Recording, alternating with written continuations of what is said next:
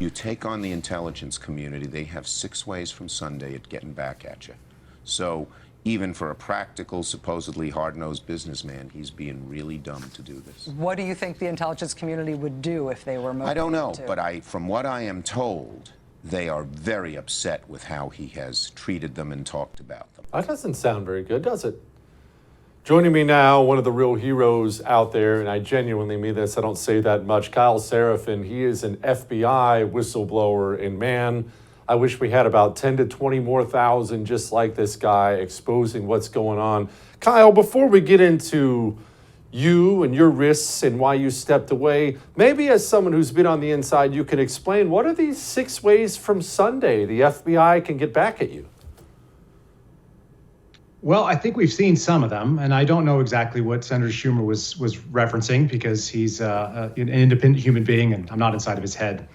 But we've seen some of the things that have gone on when it comes to the pro-life activists. We've seen members of Trump's circle, whether it be in or outer, taking the brunt of FBI search warrants, and so we can all speculate on what it is. Like I said, I'm not part of any of those cases, so there may be really good probable cause that justifies it, but the optics are terrible. Okay, Kyle, tell us who you are, background about yourself, what's your current role? Sure. My name is Kyle Seraphin. I am an indefinitely suspended FBI agent. I did about 6 years with the FBI on the payroll. On June 1st of this year, I was suspended indefinitely when they pulled my clearance.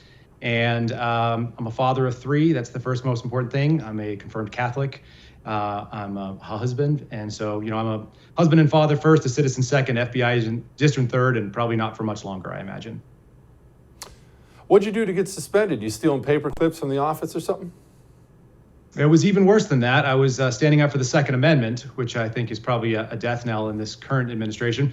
I was out in the desert in New Mexico, where there's a lot of open and public land. I was actually on private land adjacent to the federal government's hundreds of thousands of acres of national monument space. And I was doing some shooting training. I had a local cop join it. He was self-dispatched. He came out to talk to me. We had about a 3.5-minute interaction. It was all captured on body camera. And he went away, and the first thing he said when he got back on his radio was 10-8, no report, which tells us that it was exactly what it was. He led the conversation by saying he didn't know if we were in the city or the county or whether or not he had any jurisdiction over what was going on, and told me he didn't know the state law governing our interaction as well.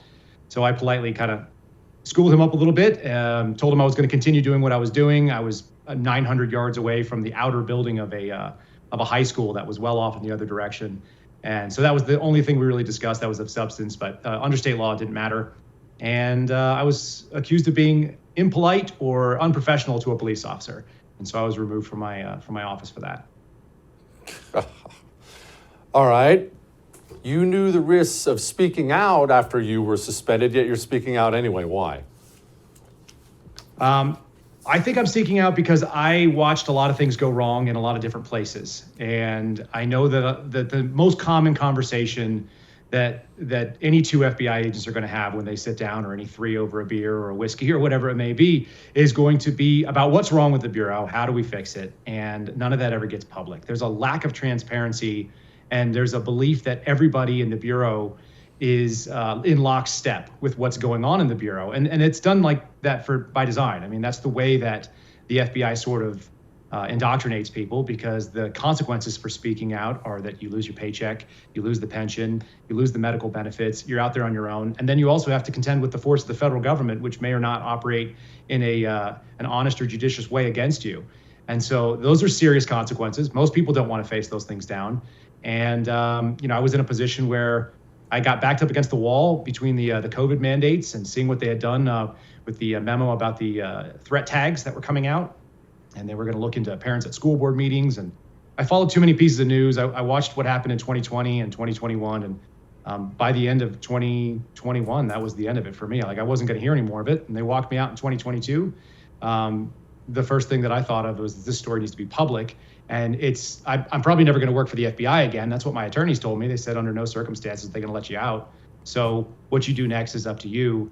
And they sort of advised against doing this because they thought that it would just be personally very difficult for me. And I've had members of Congress, staffers come and say the same thing. They were concerned for me.